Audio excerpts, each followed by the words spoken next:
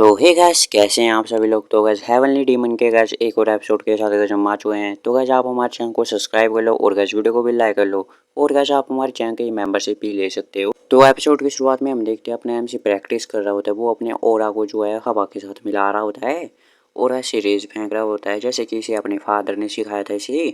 तो उसी की ये प्रैक्टिस कर रहा होता है, हवा में फ्यूज कर रहा होता है अपने जो ऑरा होता है इसकी क्यूआई एनर्जी को।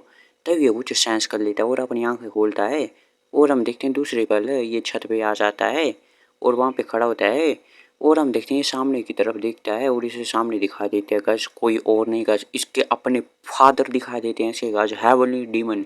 और गज हेवनली डीमन भी इसकी तरफ ऐसे घूर के देखते हैं और अपने ऐसे कहते हैं फादर।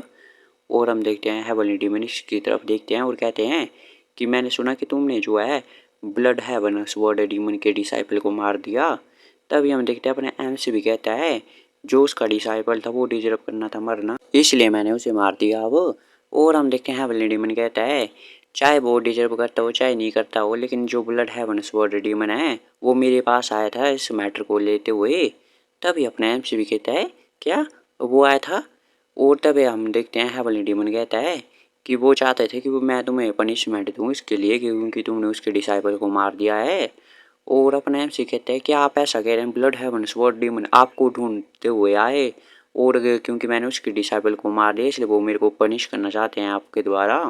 और हम देखते हैं इसके फादर कहते हैं हाँ। और जैसे ये बढ़ती अनएक्सेप्टेड था क्योंकि वो एक ऐसा बंदा नहीं है जो कि ऐसी रिक्वेस्ट करता रहे अपने एक डिसाइबल के मरने पर। तभी अपने से सोचता है जो कि ब्लड हेवन बॉडी में है वो ट्राई कर रहा है कि टेस्ट करना मेरी रिलेशनशिप कैसी है फादर के पास साथ, मतलब वो देखना चाहता है कि हाँ मेरा फादर मेरे को पनिश करेगा या नहीं करेगा। इसी के साथ वो ये भी देख लेगा क्या मेरा फादर मेरे को कंसिडर भी करता है क्या एक सक्सेसर के कैंडिडेट के रूप में। और तभी अपना जो होता है ये फादर ये कहता है इसलिए मैं तुम्हें यहाँ पे पनिश करना चाहता हूँ अब। और हम देखते हैं अपने आप से चौंक जाता है। फिर अपने आप से अपने आप को डिफेंड करने के लिए कहता है ये बिल्कुल भी ऐसे जस्टिफाई नहीं करता है कि आप मेरे को पनिश कर देंगे, ऐसे जस्टिफिकेशन नहीं है इसमें। तब इसका फादर कहता है जस्टिफिकेशन बनाई जा सकती है। और हम देखते हैं अपने आप से भी चुप हो जाता है फिर। और तभी हम देखते हैं जो है बिल्ली डीमन होता है वो कहता है तुमने मेरे से पूछा था ना कि कौन सा डीमन सुप्रीम है जिस पे मैं सबसे ज़्यादा ट्रस्ट करता हूँ जब हम हंटिंग पे गए थे। और अपने आप से कहते हैं हाँ। और इसने पूछा हुआ होता है अपने फादर से कि आप कौन से जो है डीमन सुप्रीम पे सबसे ज़्यादा ट्रस्ट करते हैं। तब हम देखते हैं इसका फादर कुछ नहीं कहता है और अपने एम सी हमें बताता है ये सब। और तभी हम देखते हैं इसका फादर कहता है और वो कहता है कि मैं किसी भी जो हूँ वो डीमन सुप्रीम पे बिल्कुल भी ट्रस्ट नहीं करता हूँ, मेरे भरोसे के लायक नहीं है वो और मेरे को किसी पे भी भरोसा नहीं है। और तुमने मुझसे कहा था कि जो हाई रेशियो डिसिप्लिन होना चाहिए इसका एक ऑर्डर बनाना चाहिए हमारे कल्ट में, और तुम मेरे को बस ऐसे बुलशिट था ये करप्शन वगैरह है को हमें छुटकारा पाना चाहिए ऐसे मेरे को नहीं बात बताओ। मुझे बताओ तुम अपने असली वाले ठाउट क्या तुम सोचती हो ऐसा क्यों करना चाहिए। और तभी हम देखते हैं अपना यहाँ पे सन्नाटा सा हो जाता है थोड़ा और कोई कुछ नहीं कहता है। और फिर अपने एमसी कहता है मुझे ऐसा फील होता है कि जो कहीं ना कहीं हम ना एक जो डीमन है वो ट्रू डीमन के पाथ पे नहीं है और हम भटक चुके हैं एक पाथ ऑफ डीमन से और हम डीमन के पाथ पे बिल्कुल भी नहीं है अब। तो इसका फादर भी इसे देखते हैं क्या बकवास कर रहा है ये ऐसा सोचता होगा। और तभी इसका फादर कहता है क्या हम अपने डीमन के पास से खो चुके हैं अपने एम्स कहते हैं हाँ। तभी इसका फादर कहता है तुम्हारा क्या मतलब है डीमन के पाथ से। और अपने एम्स कहता है मुझे लगता है कि जो हमारा पाथ है डीमन का वो ऐसा बिलीफ होना चाहिए कि हमें एब्सोल्यूट ईवल को हराना है। तब इसका फादर कहता है एब्सोल्यूट ईवल को हराना है। और अपने एम्स कहता है मुझे ऐसा लगता है जो कि ऑर्थोडॉक्स फैक्शन है वो हमारा अपोजिट है बिल्कुल हमारे कल्ट का। तब इसका फादर कहता है ऑर्थोडॉक्स नहीं है तो कौन है। और अपने आप से कहता है एब्सोल्यूट ईवल, इसका वाटर भी रुक जाता है फिर। और अपने आप से कहता है मैं रेफर कर रहा हूँ कि एब्सोल्यूट ईवल को जो कि बहुत ही ज़्यादा कावर्ड होता है, इतना ज़्यादा ईवल होता है कि कोई भी ह्यूमन उन्हें डिजर्व नहीं कर सकता है। और एक डीमन भी होता है वो भी इनसे मुंह फेर लेता है, इतने ज़्यादा गंदे होते हैं ये। और जो ऑर्थोडॉक्स लोग हैं ऑर्थोडॉक्स फैक्स ना जो कि जस्टिस और वगैरह वगैरह की बात करते हैं वो डील कर सकते हैं छोटे मोटे ईविल के साथ लेसर ईविल के साथ। लेकिन मुझे लगता है कि वो कैपेबल है एब्सोल्यूट ईविल के साथ सामना करने के लिए क्योंकि जो ऑर्थोडॉक्स फैक्शन है उनका फंडामेंटल ही है कि फॉरगिव कर देना, माफ़ कर देना, माफ़ी में विश्वास रखते हैं वो। और जब तक है वो जो लोगों की ज़िंदगी को वैल्यू करेंगे वो मैच नहीं कर सकते हैं एब्सोल्यूट ईविल का, जो कि ह्यूमैनिटी है, उनकी मानवता मर चुकी है और वैसे ही हड़कंप मचा रहे हैं सभी जगह, तबाही मचाते रहते हैं वो लोग। और पूरे के पूरे मूवी में हम एक ऐसी एग्जिस्टेंस है जो कि एब्सोल्यूट ईविल से साथ लड़ाई कर सकते हैं, और ऑर्थोडॉक्स में इतना ज़्यादा दम नहीं है। और जब जो ग्रेट ईविल होगा ऑर्थोडॉक्स फैक्शन उसे हैंडल नहीं कर पाएगा तो वो हमारे सामने झुकेगा, और फिर जो हम एब्सोल्यूट ईविल का खात्मा कर देंगे। और अपने से ऐसे जोश जोश में कहता है, और अपने हमसे कहता है, मुझे लगता है कि ये है हमारा true path of the demon. अगर हम अपने true path of the demon को पूरा नहीं कर सकते हैं तो हम कुछ ज़्यादा पार नहीं जा सकते हैं, हम भी खत्म हो जाएंगे एक दिन। और हमें पनिश करना चाहिए पहले अपने आप को, ताकि हमें सर्वाइव करना है, मतलब अपने जो करप्शन है उसको निकालना पड़ेगा। तो उसका फादर पहले चुप रहता है और अपने आप से सोचता है, मुझे गारंटी है कि जो फादर है उसने कभी भी ऐसा सोचा नहीं होगा, और क्योंकि ना ही ऐसा कभी सुना होगा इसके बारे में जो कि मैं कह रहा हूँ true path of the demon के बारे में। क्योंकि जो मैंने भी है ये तब जाके रियलाइज़ किया जब मैं दूर था कल्ट के साथ, वो जो मैं सेंट्रल पे में यहाँ से वहाँ घूम रहा था अपनी पिछली लाइफ में, क्योंकि मैंने यहाँ पे नहीं सीखा था ये सब कुछ, और ये मेरे को बाद में जाके रियलाइज़ हुआ था। तब इसका फादर कहते हैं, क्या और भी एरोगेंट थाउट है क्या तुम्हारे अंदर? और अपने आप से कहते हैं, नहीं नहीं ये अभी के लिए बहुत ही काफ़ी है। और तभी अपना फादर कहता है इसका, ओ मुझे समझ आ गया क्यों ब्लड हैफनेस वर्ड में तुम्हें पनिश करना चाहता था। उसने तुम्हारे अंदर कुछ ऐसा देख लिया और फिर वो मेरे यूज कर रहा है टेस्ट करने के लिए तुम्हें। और हम देखते हैं अपना जो अपना एम से होता है वो कहता है फादर के साथ, मुझे लगता है कि उसने पॉसिबिलिटी देखी है मेरे सक्सेसर कैंडिडेट होने की। और इसका फादर कहता है, ऐसा भी तो हो सकता है उसने ऐसा देखा हो कि जो कि हड़कंप मचा दे कल्ट में, मैं सब कर ले सब कुछ, बेड़ागढ़ की कर दे मतलब कल्ट का। और अपने आप से कहता है, और यार कुछ भी हो लेकिन जो ओल्ड मैन है उसके पास काफ़ी अच्छी आंखें हैं, उसने नोटिस कर लिया कुछ भी एक्स्ट्रा ऑर्डिनरी हुआ तो। और अपने जो होता है इसका फादर पहले चुप रहता है, और हम देखते हैं फिर इसका फादर कहता है इससे कि मेरे को फॉलो करो अब। और अपने आप से भी चुप होता है लेकिन फॉलो करने लग जाता है। और अपने आप से कहता है, हम इतनी ज़्यादा देर रात को कहाँ पे जा रहे हैं?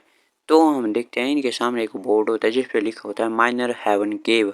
और ये केव जैसी बनी होती है किसी पहाड़ी जैसी इलाके में। और हम देखते हैं यहाँ पे गेट होता है और ये बंद होता है, इस पे लिखा होता है। और अपने आप से सोचता है माइनर हेवन केव, ये ऐसा प्लेस है जहाँ पे जो कैंडिडेट होते हैं हेवनली डीमन के, उन्हें पास करना होता है इस ट्रायल को। और जो भी इससे निकलता है मतलब उसे पास क्वालिफिकेशन होती है। यहाँ पे जाना तो आसान है बिल्कुल ही, लेकिन जो ट्रायल में पूरा नहीं कर पाते हैं कोई भी, मतलब बहुत सारे लोग और ये अंदर ही फंस के रह जाते हैं। वो जो सक्सेस रेट है आज आज तक इसकी वो 50-50% है। आधे पीपल जो कि ब्लड रिलेटेड थे हेवनली डीमन से, वो यहाँ पे अपनी जान को गवा चुके हैं जब वो अंदर गए। वो जो मेरा भाई है बिल्कुल वो बहुत ही ज़्यादा एम्बिशियस है, उसने भी कभी भी मेंशन नहीं किया कि वो इसके अंदर जाना चाहता है। और अपने आप से सोचता है लेकिन ये ऐसा प्लेस है कि वो मेरे को इस लाइफ में तो मेरे को अगर पास करना है, अगर मेरे को हेवनली डीमन बनना है तो। और हम देखते हैं अपने आप से कहता है, क्या आप मेरे को ऐसा कह रहे हैं कि मैं इस प्लेस के अंदर जाऊँ? और तभी अब इसका फादर कहता है, जब मैं तुम्हारी उम्र का था तब मैं इसके अंदर गया था या इसको पास करके आया था। तो इसका अपना एमसी कहता है इस बात पे, यार आपको कितना ज़्यादा समय लगा था इससे बाहर आने में मतलब? तो इसका फादर कहता है मेरे को 2 महीने लगे थे इससे बाहर आने में। और अपना एमसी एकदम चौंक जाता है, वो कहते सोचता है जो फादर है वो सबसे ज़्यादा टैलेंटेड मार्शल आर्टिस्ट हैं जो कि हेवनली डीमन हुए हैं अभी भी, लेकिन तब भी इन्हें 2 महीने लग गए।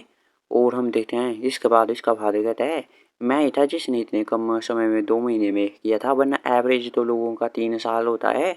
और अपने एम से इस पे चौंक जाता है और अपने एम से कहता है, आप चाहते हैं कि मैं यहाँ पे जाऊँ बिना प्रिपरेशन के बिल्कुल भी?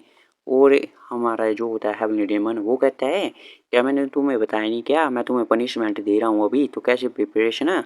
और हम देखते हैं अपना एम से भी चुप रहता है। और फिर अपना एम से सोचता है अपने मन में कि जो फादर है वो मेरे को यहाँ पे ऐसी जगह पे भेज रहे हैं कि मेरे को मरने के लिए, क्योंकि सुबॉर्ड डीमन सुप्रीम है वो मेरे को पनिश करना चाहते हैं और इसलिए। और अपने आप से सोचता है, क्या ये इसलिए तो नहीं है कि आप मेरी क्या बिल्कुल भी केयर नहीं करते हैं क्या? और क्या ये बात है क्या आप मेरी केयर करते हैं और आप चाहते हैं कि मैं इसके अंदर जाऊँ एकदम स्ट्रॉन्गर बन के आऊँ ताकि मेरे को जान पे बिल्कुल भी खतरा ना बने, और इसलिए आप मेरे को भेज रहे हैं? और अपने आप से कुछ नहीं कहता, पहले तो चुप होता है और फिर अपना एमसी कहता है अपने फादर से, ठीक है तो इतनी बात आ ही चुकी है, तो मैं भी जाके ट्राई करना चाहूँगा जैसे आपने किया था मेरी उम्र में, और मैं कोशिश करूँगा कि मैं आपसे पहले आ जाऊँ। और इसका बाद ये देख के ऐसे मुस्कुराता है और ऐसे देखते है इसकी तरफ कि तू जिंदा आ जाएगा तो भी काफ़ी है, तू मेरे से पहले आना चाहेगा। और अपना ये कहता है ठीक है ठीक है ठीक है, तू बस जिंदा वापस आ जाना, यही बात है काफ़ी है।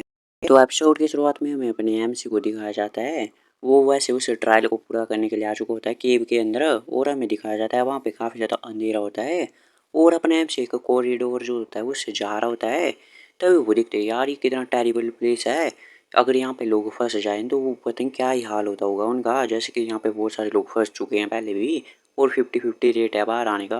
तभी अपने एमसी को सामने का दरवाजा दिखाई देता है और जैसे अपना एमसी उसके अंदर चला जाता है कमरे के अंदर, तो उसे वहाँ पे एक पत्थर जैसा दिखाई देता है, कुछ मेटल का या कुछ भी समझ लो एक, वहाँ पे उसके ऊपर कुछ इंस्ट्रक्शन जैसे लिखे होते हैं इस ट्रायल के बारे में, कि तुम्हें अपने सारे के सारे एनिमीज को मारना पड़ेगा बिना किसी मतलब बीच से काटना पड़ेगा बिना एनहेंस्ड ओरा के या स्वर्ड ओरा के कुछ भी, और अगर तुम इसे पूरा नहीं कर पाओगे अगर टाइम लिमिट में, तो तुम्हें 10 दिन के बाद फिर से चांस दिया जाएगा, और अगर तुम रेडी हो तो रेड सर्कल है उसके अंदर खड़े हो जाओ। और अपने आप से सोचता है क्या 10 दिन का चांस हो, और क्या मुझे ये जो ग्रेन बोल है ये खाने पड़ेंगे क्या तब तक।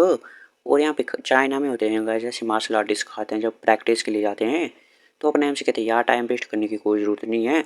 और अपना एम सी आ जाता है सर्कल के अंदर, और तभी उसे आवाज़ सुनाई देती है किसी चीज़ की, और अपना एम सी भी दिखता है पीछे की तरफ, तो अपने एम सी को दिखा देते हैं वहाँ पे काफ़ी ज़्यादा पुतले खड़े हो जाते हैं ये अचानक ही। तो कैसा यही है ट्रायल है, अपने एम सी को इन सबको मारना पड़ेगा। और हम देखते हैं यहाँ पे काफ़ी ज़्यादा आ जाते हैं गैस, बहुत ही ज़्यादा संख्या होती है। और इन इन सभी पुतलों पे रेड मार्क जैसे लगे होते हैं मतलब, और अपने आप से सोचते हैं ये जो रेड मार्क है मेरे को यहाँ पे स्लैश करना पड़ेगा कैसे इनको मारने के लिए, और अपना एम सी भी शुरू हो जाता है इनको मारने में। और हम देखते हैं ऐसे काटता रहता है कईयों को बीच से, कईयों का सर ही उड़ा देता है और ऐसे काटने लग जाता है, और अपना एम सी दिख रहा होता है और रुकता नहीं है, और भी ज़्यादा होते हैं अभी तो। और अपने आप से इनको काटता चला जा रहा होता है और रुकता नहीं है बिल्कुल भी, वो ऐसे मार रहा होता है। और अपने आप से सोचता है यार ये तो काफ़ी ज़्यादा टफ है जितना मैंने सोचा था। और जब वो पीछे की तरफ देखता है तो उसे दिखा देता है कि यहाँ पे वापस भी जा रहे होते हैं ये, मतलब टाइम लिमिट ख़त्म होने वाली होती है। और अपने आप से सोचता है मैं इन्हें जाने नहीं दे सकता हूँ नीचे, और यहाँ पे मेरे को 10 दिन तक वेट नहीं कर सकता हूँ मैं। और हम देखते हैं जो जा रहा होता है उसका पेट काट देता है जहाँ पे निशान बना होता है। तभी हम देखते हैं अपने एम सी को 3 और दिखाई देते हैं, और अपना एम सी उनकी तरफ भी जाने लगता है एकदम जंप मारता है और काटने लग जाता है उन्हें सभी को भी, उन सभी पुतलों को। और हम देखते हैं कहीं एक तो जाने वाला होता है उसका सर काट देता है और एक का कमर से काट देता है, और अपना एम से चला जाता है आगे घसीटता हुआ। तभी अपना एम से दिखता है कि एक जो है वो अंदर जाने वाला होता है, वो बिल्कुल थोड़ा सा बचा होता है, और अपना एम से सोचता है ये तो लास्ट वाला है, और अपने एम से फोर्स लाता है अपने पैरों के नीचे और आगे की तरफ बढ़ जाता है बड़ी स्पीड में। और हम देखते हैं बहुत ही कम बची होती है जगह, लेकिन गाइस अपने एंड टाइम पे काट देता है उसका सर अभी, और फिर सांस में सांस आती है अपने एमसी के भी। और सभी तरफ देखते वो टुकड़े बड़े होते हैं इन सब के, और अपने एमसी सोचता है ऑलमोस्ट मेरे को यहाँ पे 10 दिन और बिताने पड़ते हैं अगर मैं अपना गार्ड 1 सेकंड के लिए भी डाउन करता, अगर मैं सभी सेंसेस अपनी ऑन नहीं रखता सभी जगह।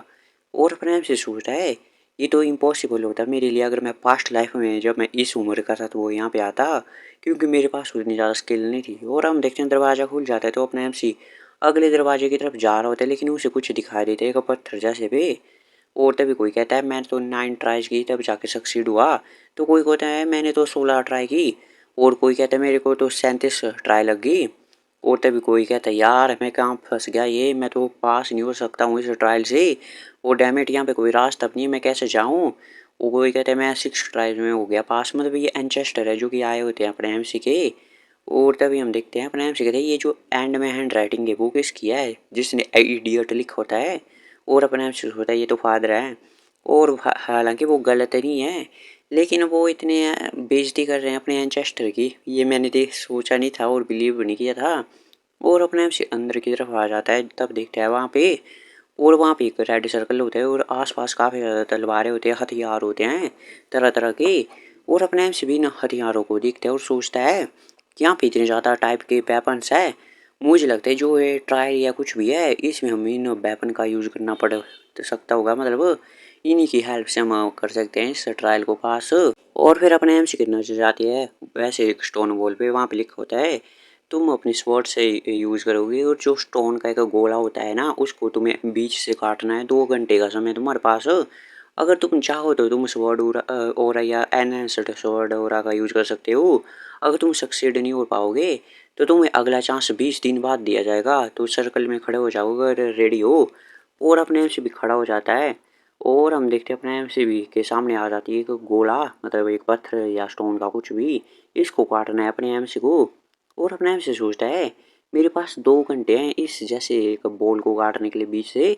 अगर मैं अपना एनएस वडोरा का यूज करूँ तो मैं ऐसे तो 1000 या 100 भी काट सकता हूँ 2 घंटे में। लेकिन कुछ तो रीजन होगा कि इतना इंस्ट्रक्ट किया गया है इसे। तो अपने एमसी जाता है दीवार से एक तलवार लेता है और काटने लग जाता है। लेकिन हम देखते हैं कुछ भी असर ही नहीं होता, इसकी तलवार भी टूट जाती है। और अपने आप से सोचता है स्लैश करने से शायद काम नहीं बनेगा। तो इस केस में मुझे लगता है कि मेरे को अपना एनहेंस्ड स्वॉर्ड ओरा यूज करना पड़ेगा इसे काटने के लिए। और क्वालिफाई हो जाऊंगा फिर मैं अगले ट्रायल के लिए जाने के लिए।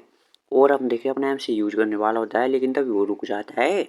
और फिर वो सोचने लगता है और अपनी तलवार नीचे कर देता है। वो कहता है ऐसे तो काफ़ी ज़्यादा इजी हो जाएगा इसे पास करने में। और अगर मैं ओरा का यूज करूँगा तभी अपने आप से सोचता है पता नहीं बाकियों ने कैसे किया होगा, मैं सोच नहीं सकता हूँ, मैं देखता हूँ क्या किया होगा।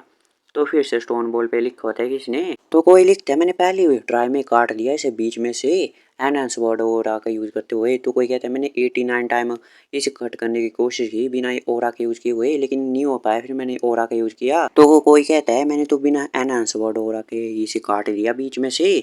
तो कोई कहता है मैं तो यूज भी नहीं कर सकता हूँ एनहांस वर्ड ओरा, मैं क्या करूँ। और कोई कहता है यार ये तो झूठ बोल रहा होगा जिसने जो बिना वर्ड ओरा के काट दिया इसे बीच में। तो दूसरा कहता है हाँ मैं भी एग्री करता हूँ इससे।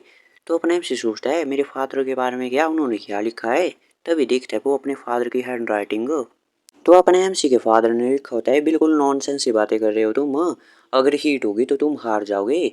और अपने एमसी सोचता है ऐसा क्यों कहा होगा। अगर वो ऐसे भी कहते मतलब वो इतनी बेइज्जती करते और अपने ट्रायल को पास करते और आगे निकल जाए। लेकिन इन्होंने ऐसा क्यों कहा अगर हीट होगी तो हार जाओगे। और अपने आप से सोचता है कि क्या क्या लिखा है।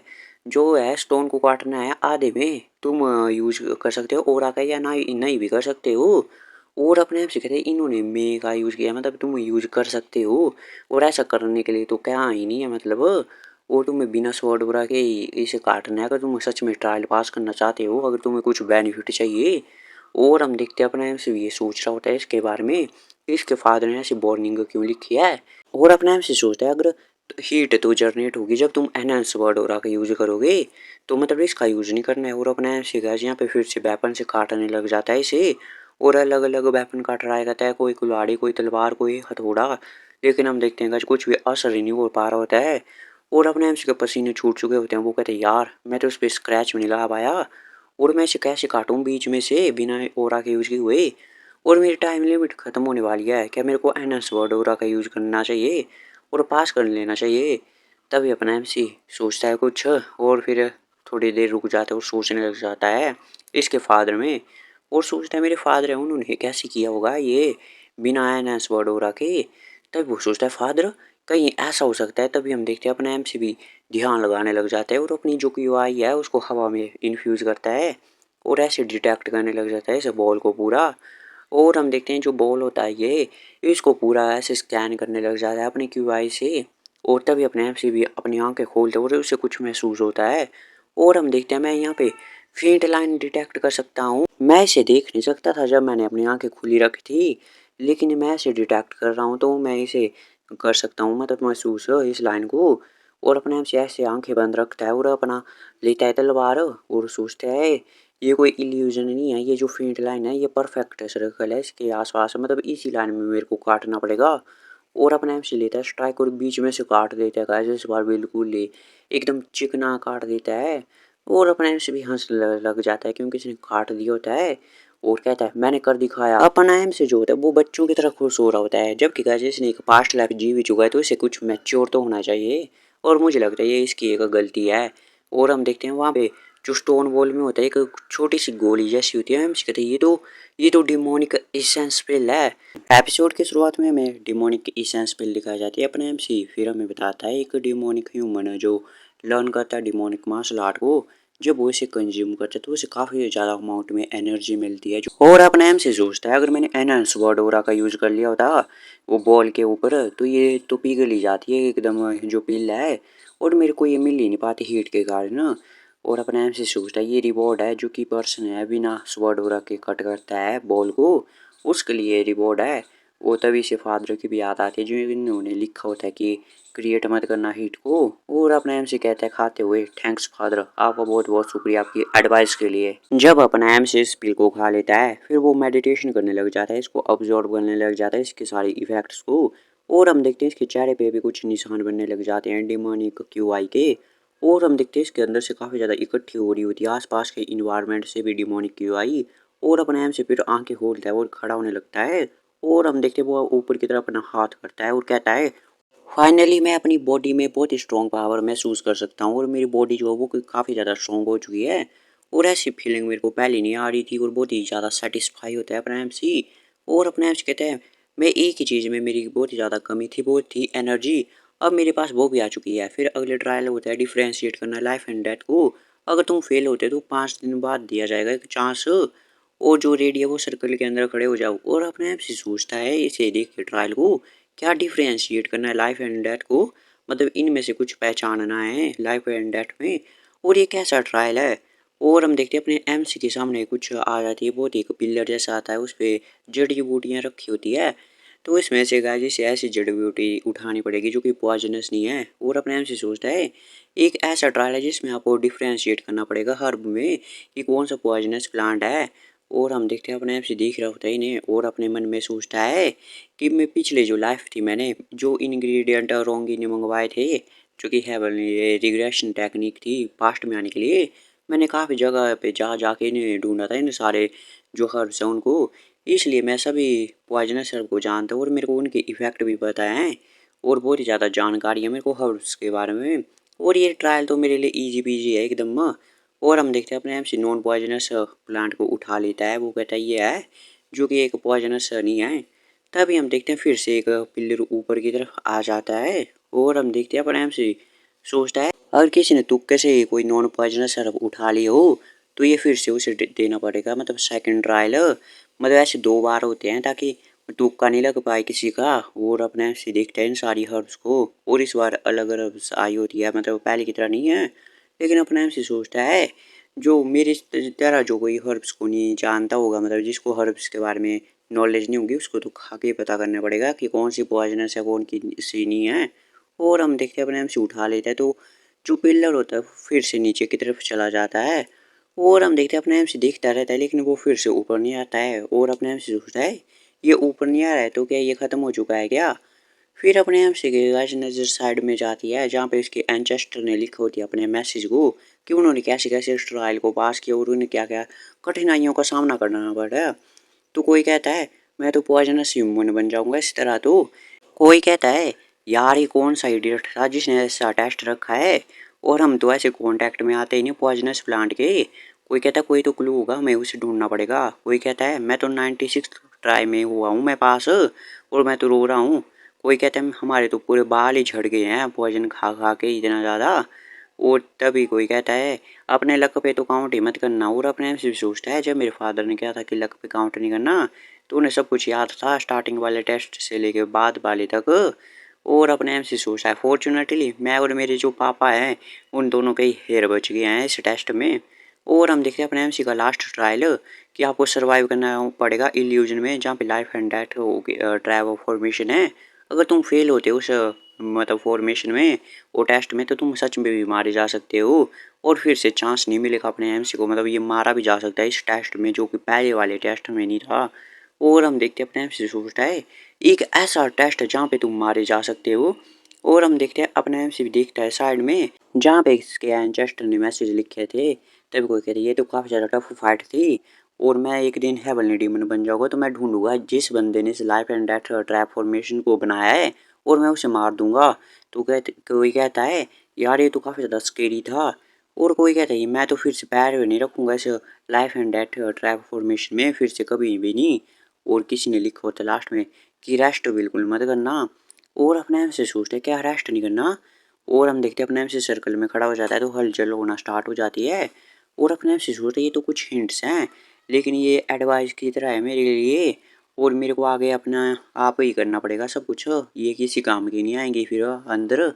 और हम देखते हैं अपने एमसी का सारा वातावरण चेंज होने लग जाता है सब कुछ वहाँ पे। और अपना एमसी भी दिखता रहता है क्या हो रहा है ये।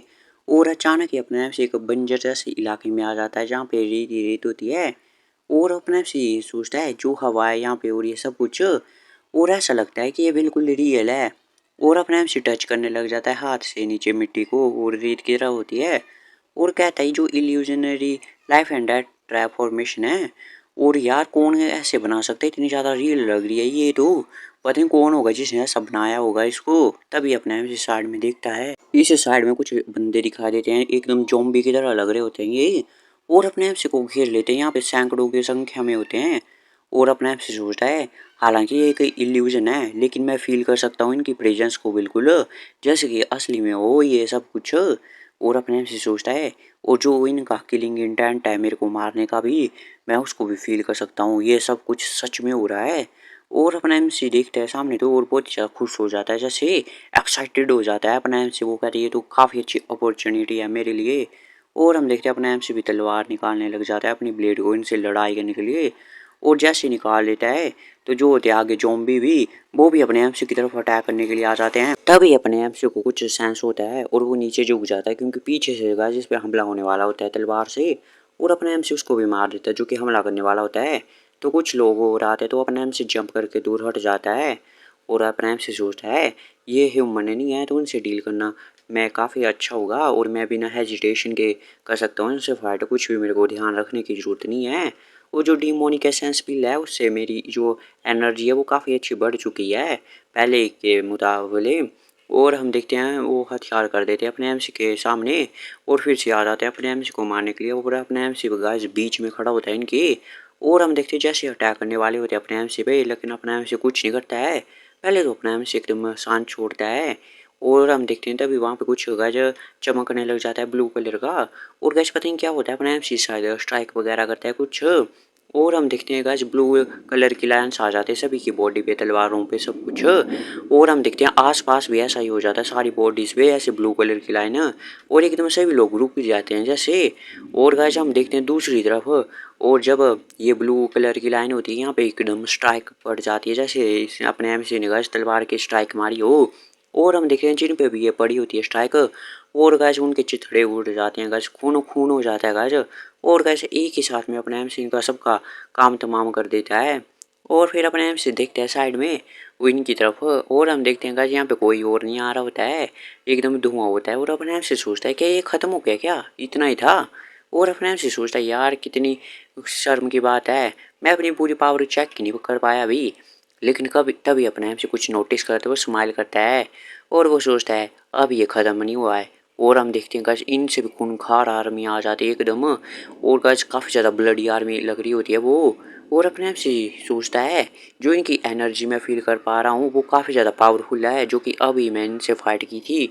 तो गाइस एपिसोड की शुरुआत में हम देखते हैं अपने आप से लड़ाई कर रहा होता है और ऐसे किसी का सर उड़ा रहा होता है तो किसी का हाथ पैर काट रहा होता है। और अपने एम से साइड में देखते हैं तो एक तीर जाता है उसके गले के आसपास से और अपने एम से बाल बाल बचता है। और ऐसे सांस ले रहा होता है हाँफ रहा होता है अपने एम सी और पसीने छूट रहे होते हैं अपने एम सी की भी लड़ाई करते। और अपने एम से सोचता है मेरे जो एनिमी है काफ़ी ज़्यादा स्ट्रॉन्गर बन जा रहे हैं धीरे धीरे। और तभी से याद आता है किसी ने लिखा था डोंट रेस्ट, जो किसके गज फादर के लिखे हुए वर्ड थे एडवाइज। और अपने एम से सोचता है अब मैं समझ रहा हूँ उसका क्या मतलब था। और ऐसे लड़ाई कर रहा होता है अपने एम से एक ही पल में गज दो दो तीन तीन को मार रहा होता है। और काफ़ी गाइस ज़बरदस्त फाइट चली होती है अपने एमसी की। और हम देखते हैं अपने एमसी सोचता है ये फर्स्ट बैटल है मेरी रिग्रेस होने के बाद कि जो कि मेरे को ऐसा फील कर रहा है कि एक असली का बैटल है ये। और अपने एमसी लड़ाई कर रहा होता है और सोचता है अपने मन में जो मैं फाइट कर रहा हूँ लगातार अपनी जो लाइफ को दाव पे लगा के, इससे जो है मेरी जो पास्ट लाइफ की इनसाइट थी मतलब कोई काफ़ी ज़्यादा एक्सपीरियंस था मार्शल आर्ट वगैरह में वो सारा मेरी इस लाइफ में भी यूज़फुल हो रहा है। मतलब मैं अब उसे भी यूज़ कर पा रहा हूँ अच्छे तरीके से इस बॉडी में। और अब मैं पूरा एक हो रहा हूँ, मतलब एक्सपीरियंस मेरी इनसाइड थी वो अच्छे से मेरी अंदर आ चुकी है। मतलब इस लाइफ में भी उसको मैंने फिर से कॉम्प्रिहेंड कर लिया है। मतलब ऐसे समझ लो तजुर्बा था पिछले बारी का, वो इस बार भी अभी यूज़ कर पा रहा है। पहले गाइस कुछ ऑकवर्ड सा लगता है आपको कुछ करने में, तो इसलिए और अपने आप से सोचता है आ जाओ मेरे पास अब, और भी तेज़ी से आओ, तुम स्ट्रॉन्गर बनते हुए आओ। और हम देखते हैं अपने आप से मार रहा होता है, और एक लास्ट बचा होता है और अपने आप से उसका भी चेहरा काट देता है पूरे नीचे से ऊपर तक। और हम देखते हैं अपने आप से हाँफ रहा होता है, उसकी तलवार भी नीचे पड़ चुकी होती है, मतलब ऐसे। और अपने आप से सोचता है कि ये ख़त्म हो चुका है क्या, क्योंकि अपने एम सी को आसपास कोई भी दिखाई नहीं दे रहा होता है। और हम देखते हैं गाइस अपने एम सी को काफ़ी ज़्यादा पसीना छूटा होता है और बाहर आ जाता है अपने एम सी इल्यूजन से। और सामने एक स्टोन प्लेट होती है, उस पर लिखा होता है कॉन्ग्रेचुलेशन ट्रायल को पास करने में। और हम होप करते हैं कि जो आपकी स्ट्रेंथ है वो यूज़ होगी हेवनली डिवाइन कल्ट को आगे बढ़ाने में और भी स्ट्रॉन्ग और प्रोस्परिटी से भरने के लिए। और अपने आप से सोचते हैं मैंने ट्रायल को पास कर लिया है एक ही दिन में। जिस ट्रायल को पास करने के लिए मेरे जो फादर है उनको ये पूरा एक महीना लग गया था, वैसे 2। और अपने आप से सोचता है अगर लोग जो है उनको ये पता चलेगा कल्ट के अंदर कि मैंने एक ही दिन में पार कर दिया है, तो वो काफ़ी ज़्यादा हड़कंप मच जाएगा। और अगर मैं इतना ज़्यादा फास्ट उन्हें दिखाऊंगा तो उन्हें लगेगा कि डाउट होगा उनको मेरी अचीवमेंट पे, तो मेरे को यहीं पे रहना चाहिए और अपनी ट्रेनिंग कंटिन्यू करनी चाहिए। और जो मेरी इनसाइट है उन्हें फुल्ली डाइजेस्ट करना चाहिए केव के अंदर ही। फिर गैस अपने एम से कई दिनों तक बाहर नहीं निकलता है और बाद में जाके निकलता है, तो जो हेवनली डीमन होते हैं अपने मैनर में वो कहते हैं अपने एम से तुम्हें एग्जैक्टली 100 दिन लग गए अंदर। और हम देखते हैं गाइस अपने एमसी ने 100 दिन लगा दिए, जबकि इसने एक ही दिन में पूरा किया था। मतलब बाकी के दिन का ट्रेनिंग कर रहा था। और अपने एमसी कहता है मैं आपका रिकॉर्ड नहीं तोड़ पाया। और तभी इसका फादर पूछता है तुमने स्टोन बॉल को अच्छे से तोड़ा कट किया। एमसी कहते हैं हाँ नेचुरली, आपने इतना बड़ा हिंट छोड़ा था। और जो आपने कहा था कि रेस्ट मत करना इल्यूजन वाले ट्रैप में। और हम देखते हैं जो हेवनली डीमन होता है पहले तो कुछ ही कहता है, फिर इस्तेमाल करता है धीरे से। और हम देखते हैं अपने एमसी भी देखता है और वो सोचता है कैन उन्होंने इस्तेमाल किया। और हम देखते हैं फिर से सीरियस हो जाता है और अपने एमसी सोचता है क्या मैंने गलत देखा है। और तब इसका फादर कहता है लगता है तुम एकदम बेवकूफ़ नहीं हो। और अपने एमसी कहता है और नहीं तो क्या, मैं ग्रेटेस्ट हेवनली डीमन का सन हूँ आफ्टर ऑल। और हम देखते हैं जो अपने एमसी को देख के ये कुछ नहीं कहता है, वो ऐसे सांस लेता है और अपने एमसी भी चुप रहता है और सोचता है मेरे रिग्रेस होने से पहले मैं सोचता था अपनी पास्ट लाइफ में कि ये इंजॉय करते होंगे जब इनके बच्चे लाइफ एंड डेथ के लिए एक दूसरे से लड़ाई करते हैं और सक्सेसर बनना चाहते हैं। लेकिन अपने आप से सोचता है लेकिन मैं अभी इन्हें अंडरस्टैंड कर सकता हूँ, ये वैसे लोग नहीं हैं जो कैसे इंजॉय करते हो मतलब। और ये सब कल्ट के लिए कर रहे हैं ये कि कल्ट को ये आगे और स्ट्रॉन्गर बनाए और प्रोस्पर्स बनाए, और इसलिए ये ऐसा कर रहे हैं और ऐसे इंजॉय करने वाले नहीं हैं। तभी कोई कहता है और किसने सोचा था कि आप माइनर हेवन केव को 100 दिनों में ही पार कर देंगे ट्रायल को। सेकंड यंग मास्टर तो ये तो काफ़ी ज़्यादा इनक्रेडिबल है। और अपने आप से भी साइड में देखते हैं और सोचता है ये तो सेकंड इन कमांड है हमारे कल्ट में, और यही बंदा है जिस पे मेरे फादर को काफ़ी ज़्यादा ट्रस्ट है कल्ट के अंदर। और इसका नाम है चीफ एडवाइज़र सीमा म्यूंग, तो वैसे ये एडवाइज़र है। और हम देखते हैं अपने एम सी भी ग्रीट करता है, वो कहते हैं आपसे मिले हुए काफ़ी ज़्यादा टाइम हो गया एडवाइज़र सीमा। और हम देखिए कुछ नहीं बोलता है, फिर वो कहता है मुझे भी खुशी है आपको यहाँ पे देखते हुए, और मैं भी आपसे कुछ कल्ट के बारे में डिस्कस करना चाहता है किसी बात पे। और अपने एम से कहता है क्या मेरे साथ। और तभी अपने एम से फादर की तरफ देखते हैं, वो कहता है मेरे साथ कुछ डिस्कस करना चाहते हैं कल्ट के मैटर को। इसका मतलब है जो फादर है वो भी ऐसा ही चाहते हैं। और अपने एम से देख रहा होता है और फादर भी इसको ये देख रहा होता है अपने एम सी को। तभी हम देखते हैं जो चीफ एडवाइज़र होता है वो कहता है और हाँ मैं एक लेटर मिला था हाल ही में जिसमें मेंशन किया गया था कि डिमोनिक आर्मी में जो है करप्शन हो रहा है। और अपने एमसी भी चौंक जाता है ये बात सुन के। फिर अपना एमसी हमें बताता है ये डिमोनिक आर्मी के बारे में कि हमारी कॉम्बैक्ट का एक ग्रुप है जिसका लीडर जो है डिमोनिक आर्मी का एक मतलब सगा भाई है ब्लड हेवनस वर्ल्ड डीमन का, जिसके डिसाइबल को अपने एमसी ने टपका दिया था। तो इसी उसी का भाई है, मतलब जो डिमोनिक आर्मी का ये है चीफ। और अपने एमसी सोचता है जो ब्लड हेवनस वर्ल्ड डीमन है यहाँ पे फिर से इन्वॉल्व हो चुके हैं। और हम देखते हैं कहते हैं लास्ट ईयर हमें एक लेटर रिसीव हुआ था सही, और हमने एक इन्वेस्टिगेशन के लिए भेजा था किसी स्पेशल इन्वेस्टिगेशन ऑफर को, लेकिन वो फेलियर हो गई इन्वेस्टिगेशन, क्योंकि जो है हमने ऑफिसर को भेजा था उसे किसी ने मार दिया। और फिर अपने एमसी भी पूछता है कि ये डिमोनिक आर्मी में से था कोई जिसने मार दिया, तो वो कहते हैं हाँ। और उस बंदा जो डिमोनिक आर्मी में था जिसने मारा था ऑफिसर को, उसने बाद में सुसाइड भी कर लिया। और अपने एमसी ये बात सुन के पहले चुप होता है। और हम देखते हैं जो एडवाइजर होते हैं वो कहते हैं इसलिए हम चाहते हैं कि आप बने एक स्पेशल इन्वेस्टिगेशन ऑफिसर मतलब, और आप इस मैटर को पर्सनली हैंडल करें। और अपने एम से सोचते ही तो डेंजरस है, क्योंकि जो भी जो है करप्शन में पाया जाता है उसे एग्जीक्यूट कर लिया जाता है कल्ट में। और जो भी इसमें इन्वॉल्व होगा करप्शन में वो कुछ भी करेगा अपने क्राइम को छुपाने के लिए, मतलब तो किसी को जान से भी मार सकता है। अगर इन्वेस्टिगेशन ऑफिसर जो हेवनली डेमन का सन हो तब भी नहीं छोड़ेंगे। और अपने आप से कहता है तो आप मेरे को मरने के लिए भेज रहे हैं? तभी एडवाइजर कहता है हाँ आप राइट है, क्योंकि आपको इसके लिए अपनी लाइफ को दाव पे लगाना पड़ सकता है इस मिशन के लिए। और जो अपने एम से अपने फादर की तरफ देखता है पहले तो, और वो सोचता है क्या ये फादर की तरफ से मेरे लिए एक और टेस्ट है क्या। और ऐसे देख रहा होता है अपने फादर की तरफ, और फादर होता है इसका, वो कहता है तुमने नहीं कहा था क्या तुम उन्हें कंट्रोल करोगे, उनके गले के पट्टे को तुम संभालोगे अपने हाथों में।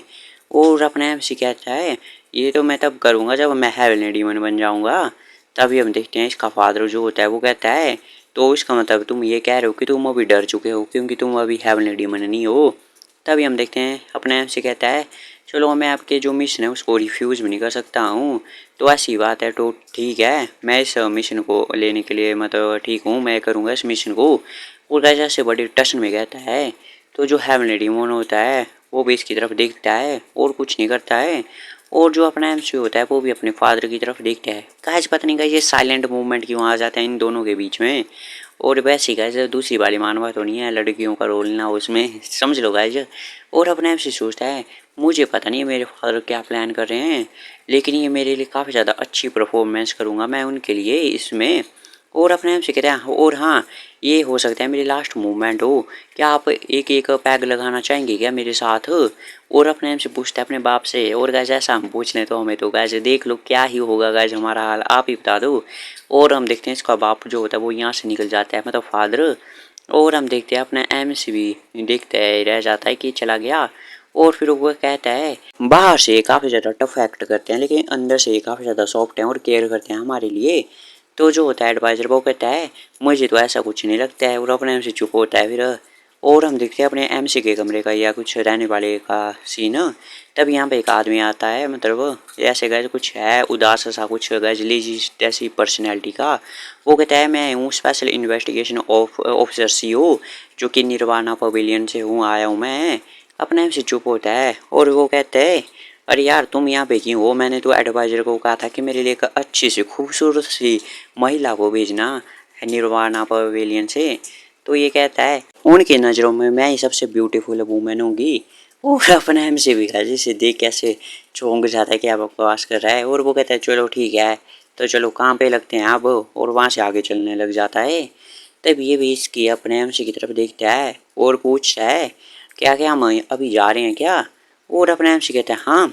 और हम देखते हैं तो ये बात सुन के जो सीईओ होता है वो भी चुप होता है और चल पड़ता है अपने एमसी के पीछे पीछे, क्या बोलेगा भाई। और तभी अपना एमसी पूछता है तुम्हें किस प्रकार का बंदा लगता है जो हेवनली डीमन आर्मी का कमांडर है। तब ये कहता है जो हेवनली डीमन आर्मी का कमांडर है उसका नाम गू चियोंग है और वो ब्लड हेवन डीमन स्वॉर्डमैन का छोटा भाई है मतलब। और इस साल उसे 8 साल हो जाएंगे कमांडर बने हुए, मतलब 8 सालों से वो कमांडर होगा। और जो है डीमन आर्मी उसने ली है वो काफ़ी ज़्यादा डेंजरस मिशन भी उसने कंप्लीट किया है उसकी आर्मी ने, और उनका लेवल काफ़ी ज़्यादा अच्छे से बढ़ चुका है और सभी लोग उन्हें एक्नॉलेज करते हैं और एक इलाइट आर्मी की तरह। और अपने आप से भी चुप होता है इस बात पे। और फिर वो रुक जाता है, वो कहता है इसका मतलब ये है कि वो अपने काम में काफ़ी अच्छे हैं। तो जो सीईओ होता है वो भी कहता है हाँ ये बात तो है। तभी अपना एम सी भी रुक जाता है वहीं पैडी पे और अब इसकी तरफ देखते हुए ये कहता है क्या मैटर है। तभी अपना एम सी कहता है तो तुमने क्या कभी सोचा नहीं कि तुम्हें इन्वेस्टिगेशन करनी चाहिए जो करप्शन है डेमोनिक आर्मी में। तभी हम देखते हैं ये कहता है मैं भी ये करना चाहता था। तभी अपना एम से पूछता है तुम्हें देख के तो ऐसा लगता है वो तुम्हें कुछ उत्साह वगैरह है नहीं ऐसे लेजी जैसे हो। इस पर सीओ कहता है क्या ही कर लेंगे हम अनकवर करके इस करप्शन को, अगर हम ढूंढ भी लेंगे कुछ इससे चेंज तो कुछ होने वाला ही नहीं है। और अपने आप से भी ये बात सुन के चुप होता है और वो सोचता है अपने मन में, क्या इसके कहने का ये मतलब है क्या कि जब तक जो एग्जीक्यूटिव है कल्ट में उन्हें चेंज नहीं किया जाएगा, कल्ट भी बिल्कुल चेंज नहीं होगा। और हम देखते हैं अपने आप से भी कुछ नहीं कहता है, आगे की तरफ मुड़ जाता है और चलने लग जाता है और पूछता है, क्या तुम डरे हुए हो? तभी हम देखते हैं जो सीईओ होता है इस बात का जवाब देता है, वो कहता है बिल्कुल नहीं, और वो भी चल रहा होता है अपने एमसी के पीछे ही। और अपने एमसी कहते हैं अच्छा ये बात है, हालांकि जो प्रीवियस स्पेशल इन्वेस्टिगेशन ऑफिसर था वो भी मारा जा चुका है इसका हमें। तभी हम देखते हैं ये कहता है जो कि प्रीवियस स्पेशल इन्वेस्टिगेशन ऑफिसर था जो कि मारा गया, वो एक मेरा डायरेक्ट सुपीरियर था, उसके नीचे ये काम करता है। और जो पर्सन है मेरे को वो काफ़ी ज़्यादा टीचिंग देता है, उन्हीं ने मेरे को सब कुछ सिखाया है। और अपने एमसी भी ये सुन के का चौंक जाता है, इसकी तरफ देखने लगता है। और हम देखते हैं ये भी अपने एमसी की तरफ देखता है। और गाइस ये एपिसोड यहीं पे खत्म हो जाता है गाइस, मिलते हैं आपसे अगले एपिसोड में।